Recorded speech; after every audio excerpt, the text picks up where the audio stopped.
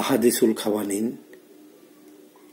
এই গ্রন্থটি চট্টগ্রামের প্রথম ইতিহাস, ফার্সি ভাষায় রচিত। এই গ্রন্থের রচিত হচ্ছে চট্টগ্রামের কিংবদন্তি জমিদার ১৯ শতাব্দীর চট্টগ্রামের অভিভাবক শেখ হামিদুল্লাহ খান, যার পরিবার চট্টগ্রামের সবার আগে খান বাহাদুর উপাধিপ্রাপ্ত এবং চট্টগ্রামের আদি বাসিন্দা বলা যায়। কাঁচালগঞ্জ নিবাসী এই পরিবারটি চট্টগ্রামের অভিভাবক ছিলেন। হামিদুল্লাহ খানের জন্ম 1808 সালে এবং মৃত্যু 1880 সালে। 72 বছরের কর্মজীবনে তিনি 9টি গ্রন্থ রচনা করেন। চট্টগ্রামের ইতিহাস রচনাকালে আহাদিসুল খাওয়ানিনের তথ্য উপাত্ত সংগ্রহের জন্য সমগ্র চট্টগ্রাম উনি ভ্রমণ করেছেন। নিজ পায়ে হাঁটাজারিতে নচরসা দিঘি নিজে পায়ে মেপে উনি এটার তথ্য দৈর্ঘ্য প্রস্থ পরিমাপ বইতে উল্লেখ করেছেন। এই প্রথম চট্টগ্রামের ইতিহাস লেখার প্রচেষ্টা হচ্ছে আহাদিসুল খাওয়ানিন। বইটি ফার্সি ভাষা হলো, পরবর্তীতে এটার বাংলা অনুবাদ করা হয়েছে। এখনো বইটি বাজারে পাওয়া যায়। চট্টগ্রামের অভিজাত দোকানগুলোতে এটি বাংলা অনুবাদের কবিতা পাওয়া যায়। হামিদুল্লাহ খান ছিলেন চট্টগ্রামের সবচেয়ে মর্যাদাশীল পরিবার এবং চট্টগ্রামের আদি বাসিন্দা পরিবারের অংশ। তারাই ছিলেন এই শহরের সবচেয়ে বেশি ভূ সম্পত্তির মালিক। এখনো চট্টগ্রাম শহরের কাতালগঞ্জে কয়েক শত গন্ডা জমির উপরে তাদের বিশাল বাড়ি রয়েছে। তাদের জেনারেশন সেখানে বসবাস করে একসাথে, একান্নবর্তী পরিবারের মতোই। তার সবচেয়ে বড় কৃতিত্ব ছিল 1854 সালে আন্দরকিল্লা শাহী জামে মসজিদকে ব্রিটিশ দখল থেকে উদ্ধার করা। হামিদুল্লাহ খানের নেতৃত্বে মসজিদটি উদ্ধার হয়। চট্টগ্রামের মুসলমান সমাজের নেতৃত্ব দিয়েছিলেন তিনি। কলকাতায় গিয়ে বাংলার গভর্নরের সাথে বৈঠক করে 1 মাস চেষ্টা সাধনার পর এই মসজিদটি ব্রিটিশ দখল মুক্ত হয়। ব্রিটিশেরা এই মসজিদে অস্ত্র এবং গোলা বারুদ রাখতেন। এটাকে একটা দুর্গ বানিয়ে রেখেছিলেন তারা। হামিদুল্লাহ খানের পীর সুফি নূর মোহাম্মদ নিজামপুরী তাকে নির্দেশ দিলেন মসজিদটি উদ্ধার করার নেতৃত্ব দিতে, এবং তিনি সফল হলেন। যার কারণে এই মসজিদটি আজকে মুসলমানরা আবাদ করেছে এবং সেখানে আমরা নামাজ পড়তে পারি। মসজিদ উদ্ধারের বিস্তারিত কাহিনী তিনি ফার্সি ভাষায় মসজিদের ভিতরে লিখে দিয়ে গেছিলেন।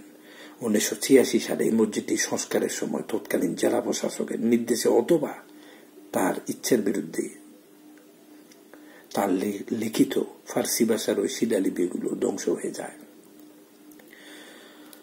তার কৃতিত্বকে মানুষের কাছে পরিচিত করতে ডক্টর সেলিম জাহাঙ্গীর নামে একজন সুলেখক এই আন্দরকিল্লা জামে মসজিদ উদ্ধারের গাইড নিয়ে একটি গ্রন্থ রচনা করেছেন।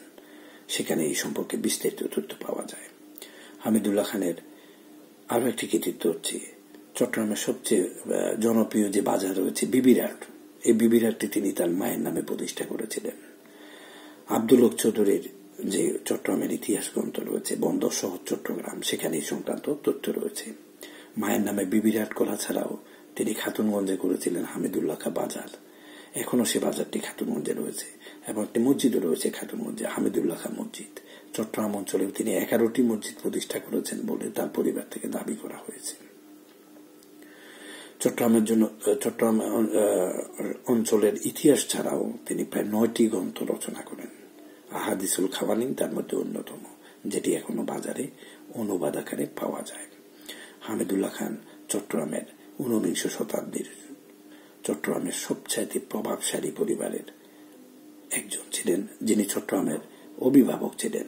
যাদের হাত ধরে আমরা আজকের চট্টগ্রাম পেয়েছি, তাদের কিন্তু বর্তমান প্রজন্ম তেমন একটা স্মরণ করেন না। এই ধন্যতা তাদের নয়, বর্তমান প্রজন্মের কোনো অপরাধ নয়। এর আগের প্রজন্মের লোকেরা এই হামিদুল্লাহ খানদের নতুন প্রজন্মের কাছে কখনো পরিচিত করতে চাননি। সেটা কেন একমাত্র তারাই জানেন। তবে বঙ্গবন্ধু ছাড়া যেমন বাংলাদেশ হয় না, হামিদুল্লাহ খান ছাড়াও চট্টগ্রাম হয় না। কেননা 19 শতাব্দীর চট্টগ্রামে হামিদুল্লাহ খানদের চেয়ে প্রভাবশালী কেউ চট্টগ্রামের স্বার্থ রক্ষার জন্য, মুসলমানদের স্বার্থ রক্ষার জন্য, চট্টগ্রামের মুসলিম সমাজের প্রতিনিধিত্ব করার জন্য তার কোনো বিকল্প ছিল না। বর্তমান প্রজন্মের কাছে এই তথ্যগুলো তুলে ধরার জন্য আমরা এই ভিডিওটি করেছি। আপনাদের যদি ভালো লাগে আমরা ধন্য হব। আশা করি আপনারা চট্টগ্রামের অভিভাবকদের সম্পর্কে জানতে পারবেন এবং তাদের পরিবারের সম্পর্কে জানতে হলে কাঁঠালগঞ্জ গিয়ে খোঁজ নিতে পারবেন। আব্দুল্লাহ খাঁ, শায়েস্তা খাঁ, বিখ্যাত সব মানুষগুলোর জন্ম সেখানে, এবং এই পরিবার এখনো দাবি করে যে আমরা যথেষ্ট ভালো আছি এবং কয়েকশো বছর ধরে আমরা যথেষ্ট সম্মান ও মর্যাদা নিয়ে বেঁচে আছি। হয়তো তার মানুষের প্রতি, মানবতার প্রতি তার যে অবদান, তার স্বীকৃতি হিসেবে হতো উপরে আল্লাহর কৃপা এবং অনুগ্রহ তিনি এবং তার পরিবার যথেষ্ট সম্মান ও মর্যাদা নিয়ে চট্টগ্রামে বেঁচে আছেন এবং উচ্চশিক্ষিত একজন লোক ছিলেন তিনি। 1842 সালে তিনি সাব জজ হয়েছিলেন। হামিদুল্লাহ খান প্রচুর সম্পদের মালিক হওয়ার পরেও কোন প্রকার ব্যবসা বাণিজ্য বা সদাগরি মানসিকতা নিয়ে তিনি বেড়ে ওঠেননি। অত্যন্ত শিক্ষিত এবং সম্ভ্রান্ত পরিবারের মানুষ ছিলেন, যিনি নেতৃত্ব দিয়েছেন চট্টগ্রামকে। হামিদুল্লাহ খানের পূর্বপুরুষদের আদি নিবাস ছিল মিরেশ্বরাইট, নিজামপুর পরগনার মগাদিয়া গ্রামে। সেখানেও তাদের বিশাল প্রাসাদ সমতুল্য বাড়ি রয়েছে এবং হামিদুল্লাহ খানের তৈরি একটি মসজিদও রয়েছে, যেটি মোগল স্থাপত্য নকশায় তৈরি করা, এবং তার কাঁঠালগঞ্জ বাড়িতেও একটি মসজিদ রয়েছে, তার আমলে সম্ভবত এটি করা এবং সেটিও মোগল স্থাপত্য নকশা দিয়ে তৈরি করা হয়। হামিদুল্লাহ খানকে সমাহিত করা হয় কাঁঠালগঞ্জে তার বাড়ির পাশে যে কবরস্থান রয়েছে সেখানে। আজ আপনাদের কাছে তার সম্পর্কে সংক্ষিপ্ত একটা পরিচিত তুলে ধরার জন্য আমরা এই ভিডিওটি করেছি। যদি ভালো লাগে শেয়ার করবেন এবং আপনাদের মূল্যবান মতামত জানাবেন। ভবিষ্যতে চট্টগ্রামের ইতিহাসে আরো যেসব গুরুত্বপূর্ণ ব্যক্তি রয়েছে তাদেরকে নিয়েও আমরা তাদের পরিচিতি তুলে ধরার জন্য আমরা ভিডিও আপলোড করব। আশা করি আপনাদের ভালো লাগবে। আজ এই পর্যন্ত, ধন্যবাদ।